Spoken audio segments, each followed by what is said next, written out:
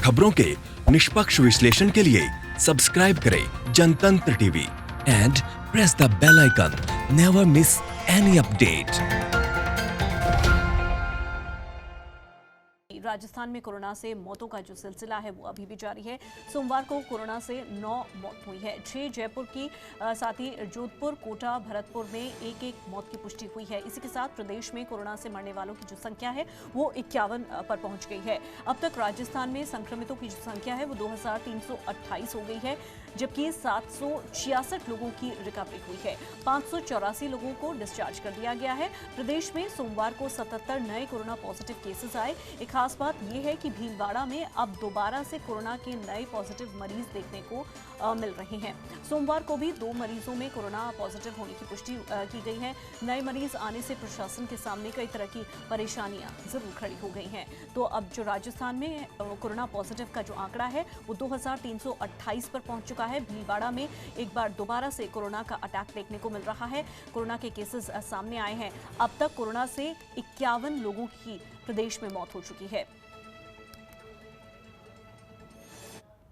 राजस्थान प्रदेश Congress committee के अध्यक्ष और उप मुख्यमंत्री सचिन पायलट आज वीडियो कॉन्फ्रेंसिंग के जरिए कांग्रेस के लोकसभा प्रत्याशियों से कोरोना महामारी के चलते किए जा रहे राहत कार्यों का फीडबैक लेंगे। प्रदेश कांग्रेस के संगठन महासचिव महेश शर्मा ने जानकारी दी कि दोपहर 12 बजे पायलट वीडियो कॉन्फ्रेंसिंग के जरिए कांग्रेस के लोकसभा प्रत्याशियों से रूबरू होंगे। संबंधित लोकसभा क्षेत्र में कांग्रेस के किए जा रहे राहत कार्यों का फीडबैक लिया जाएगा।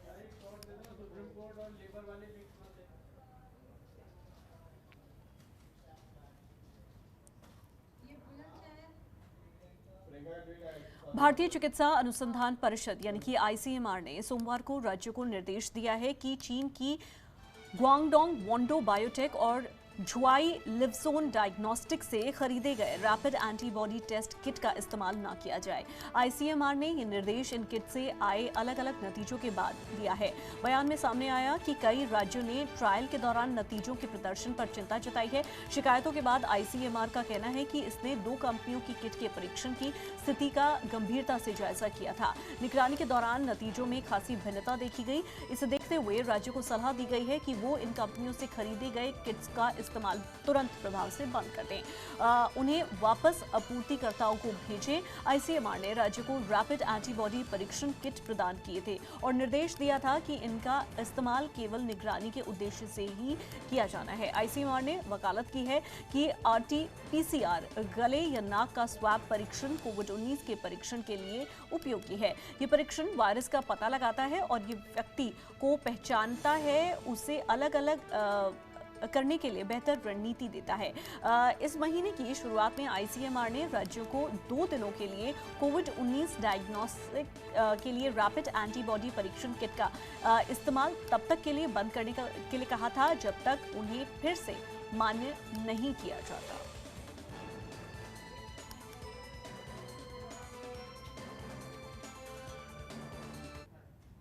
अरविंद पलावत हमारे संवाददाता ज्यादा जानकारी के साथ जुड़ गए हैं। अरविंद, क्या कुछ जानकारी है, क्योंकि एक बार फिर से आईसीएमआर ने चिंता जताई है और जो ये टेस्टिंग किट्स है इसको लेकर एक लेटर जारी किया गया है जिसका इस्तेमाल अब राज्य ना करें, ये कहा गया है आईसीएमआर की तरफ से, और क्या कुछ जानकारी है? जी बिल्कुल, देखिए ये जो रैपिड टेस्टिंग किट था इसको लेकर लगातार जो सवाल थे वो खड़े हो रहे थे, क्योंकि देखिए राजस्थान सबसे पहला राज्य बना जिसने ये एंटीबॉडी रैपिड टेस्टिंग किट जो है उसका प्रयोग किया, और उसका प्रयोग सबसे पहले उन 168 लोगों पर भी किया गया जो कि एसएमएस हॉस्पिटल में एडमिट थे। एचओडी मेडिसिन जो है उनकी अध्यक्षता में एक कमेटी बनाई गई और इस कमेटी ने जो है इस टेस्टिंग किट का जो है प्रयोग किया। और बड़ी बात देखने में आई कि हजारों लोगों के जो टेस्टिंग है वो भी इस किट से की गई थी, लेकिन जब इन 168 जो पॉजिटिव लोग थे जो एसएमएस में एडमिट है उनकी जब इसमें जांच की गई तो उसमें एक चौंकाने वाले परिणाम सामने आए कि जो एक्यूरेसी थी परिणामों में वो कहीं पर भी नहीं थी। ऐसी स्थिति में जो राज्य सरकार है वो खुद भी चिंतित रही और इसके साथ ही 20 तारीख को जो एसीएस मेडिकल है रोहित कुमार सिंह राजस्थान में, उन्होंने प्रोफेसर बलराम भार्गव जो डीजी आईसीएमआर हैं, उनको यहाँ पर एक लेटर लिखा और उसमें बताया कि ये जो टेस्टिंग किट भेजे गए हैं, इसकी एक्यूरेसी जो 95% होनी चाहिए थी, वो 5% से भी कम यहाँ पर नजर आ रही है। और लगातार जो टेस्टिंग है वो राजस्थान में इससे की गई और उसके बाद में राजस्थान के जो चिकित्सा मंत्री है, राजस्थान के जो मुख्यमंत्री है, उनके निर्देश पर इस टेस्टिंग किट से जो है टेस्ट करने बंद कर दिए गए और आरटीपीसीआर जो टेस्ट है वो ही यहाँ पर चालू किया गया। वापस से उसी जो टेस्ट है वहां पर आगे चालू किया गया। देखिए, ये चीज बताऊं आपको कि ये जो टेस्ट किट था, ये इस बात की जानकारी नहीं देता था कि कोई व्यक्ति कोरोना पॉजिटिव है या नेगेटिव। ये बेसिकली एक ग्लूकोमीटर होता है, उस तरह का एक इक्विपमेंट था और इसमें ये चीज पता चलती थी कि किसी में एंटीबॉडी है या नहीं है। यदि एंटीबॉडी पाया जाता है तो उसकी जो जांच है वो पीसीआर जांच यहां पर कराई जानी थी और उसके बाद में उस जांच के आधार पर जो आगे की जो कार्रवाई थी वो की जानी थी। लेकिन जब इस एंटीबॉडी रैपिड टेस्टिंग किट में ही जब वो परिणाम गलत सामने आए तो उसके बाद में जो राजस्थान सरकार है उन्होंने आईसीएमआर को इसके संबंध में लिखा। आईसीएमआर ने जब ये पूरा जो मामला है इसकी जांच की गई और अलग अलग राज्यों से भी जब फीडबैक मिला तो उसके बाद में एक बड़ा फैसला लिया और उसके बाद में कल एक लेटर यहां पर जारी किया गया और देर रात को राजस्थान सरकार को भी ये लेटर मिल चुका है। सभी राज्यों के और केंद्र शासित जो राज्य हैं उनके चीफ सेक्रेटरीज को ये जो लेटर है ये लिखा गया आईसीएमआर की ओर से। उसमें कहा गया कि जो आरटीपीसीआर जो टेस्ट है वो ही सबसे अच्छा जो टेस्ट है कोरोना को लेकर, कोविड-19 की असेसमेंट को लेकर, वो ही ठीक है और वही जो टेस्ट है सभी लोगों को करना चाहिए। ऐसी स्थिति में अब जो रैपिड टेस्टिंग किट है वो वहां पर किसी भी राज्य में रैपिड टेस्टिंग किट से जो टेस्ट है वो नहीं होंगे। और राजस्थान में सबसे बड़ी बात, क्योंकि राजस्थान पहला राज्य ऐसा बना जिसने रैपिड टेस्टिंग किट का यूज किया, तो बड़ी बात। और राजस्थान जो प्रशासन है, राजस्थान का चिकित्सा प्रशासन, उसी ने आईसीएमआर को इस बात की सूचना दी कि ये जो टेस्टिंग किट है ये सही नहीं है। और बेसिकली अब जब ये सही नहीं पाएगा तो इस संबंध में जो आईसीएमआर की ओर से सभी राज्यों को ये सूचना भेजी। बहुत शुक्रिया अरविंद इस तमाम डिटेल जानकारी के लिए। तो आईसीएमआर के मानकों पर चीन से जो किट्स आई हैं वो खरी नहीं उतरी हैं और इसी को लेकर अब आईसीएमआर ने फैसला लिया है कि इन किट्स का इस्तेमाल ना किया जाए। लेकिन आगे बढ़ें तो वैश्विक महामारी कोरोना का नाम सुनते ही लोग परेशान हो जाते हैं। स्क्रीनिंग के बाद किसी को कोरोना की जांच के लिए अगर कह दिया जाए तो उसके पसीने छूट जाते हैं। लेकिन आज आपको मिलवाएंगे एक ऐसे ही शख्स से जिन्होंने कोरोना को हराया है और ठीक होकर अपने घर लौट गए हैं। जी हाँ, हमारे साथ सीधे राजस्थान से भीलवाड़ा जिले के गिरीश कुमार आर्या जुड़ गए हैं। भीलवाड़ा वो जिला है जहां के मॉडल की तारीफ हर जगह हो रही है। तो इस खास मेहमान का हम स्वागत कर लेते हैं। गिरीश कुमार आर्या जी, जनतंत्र टीवी के साथ जुड़ने के लिए बहुत शुक्रिया। एक बहुत बड़ी जंग आपने लड़ी है, एक वॉरियर के रूप में आप उभर कर सामने आए हैं। देश प्रदेश की जनता आपको सुन रही है और आपके एक्सपीरियंस को जानना चाहती है। ऐसे में सबसे पहले जो मेरा सवाल होगा वो ये होगा कि आपको कोरोना पॉजिटिव आप कब हुए, कब इस बात का पता चला और कैसे आप इस कोरोना के संक्रमण में आए?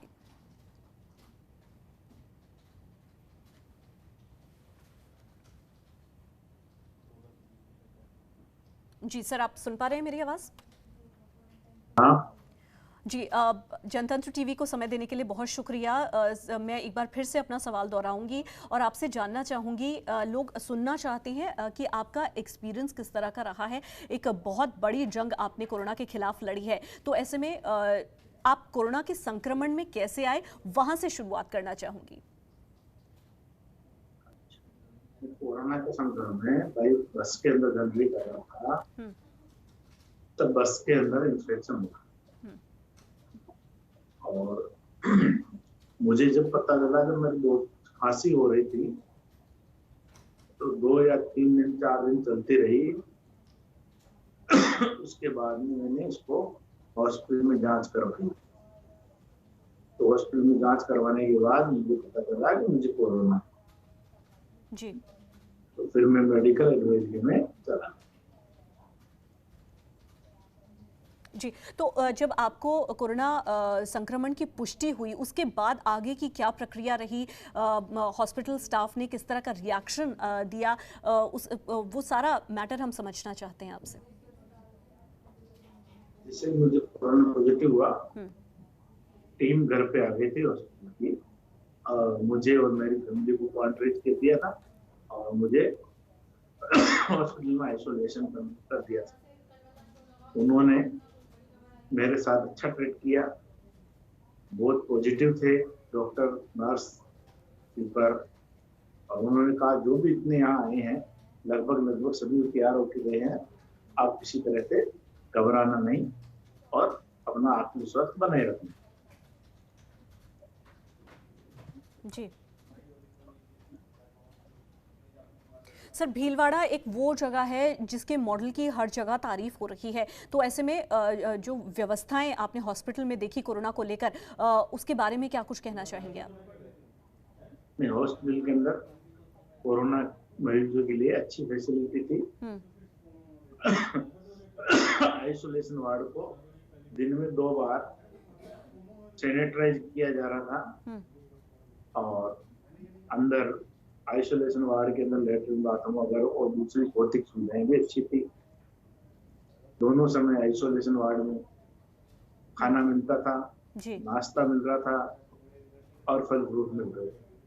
कुल मिला के देखा जाए तो वहाँ की जो व्यवस्थाएं थी वो बेहतरीन थी, अच्छी थी। जी, लेकिन जब आप कोरोना से लड़ाई लड़ रहे थे तो उस समय आपकी मानसिक स्थिति कैसी थी? क्या बहुत ज़्यादा डर लग रहा था? क्योंकि जिस तरह से कोरोना एक महामारी के तौर पर सामने आई है, लोगों में डर का माहौल है क्योंकि आइसोलेशन में मरीज को रखा जाता है। तो ऐसे में जब आप उस जंग को लड़ रहे थे तो आपका क्या आपके मन में विचार आ रहे थे? क्या जनता को आप ये बताने की कोशिश कर पाएंगे? शुरू में मैं जब गया तब मेरे में नकारात्मक विचार थे, क्या होगा, कैसे क्या होगा, कैसे इलाज होगा, क्या होंगे, नहीं हो पाएंगे, रिकवर हो पाएंगे, नहीं हो पाएंगे। मगर जब डॉक्टर्स ने इलाज किया और उन्होंने जब मेरे को पॉजिटिव थिंकिंग दी तो उसके बाद जो ट्रीटमेंट लेता गया क्यों रिलीफ मिलता गया तो मुझे 1-2 दिन बाद लगने लगा कि वे कोरोना से जंग जीत जाएंगे। डॉक्टरों का, स्टाफ का जो सकारात्मक रवैया था, सकारात्मक रवैये से मुझ में भी सकारात्मक ऊर्जा आई और मैं शुरू में डरा, बाकी उसके बाद में मेरे में आत्मविश्वास आ गया, मेरे मन में किसी तरह का फिर कोई डर नहीं रहा। जी, कितने दिन तक आप हॉस्पिटलाइज थे सर, और कितने दिन का आपका वो ड्यूरेशन था जब आप हॉस्पिटल में एडमिट थे?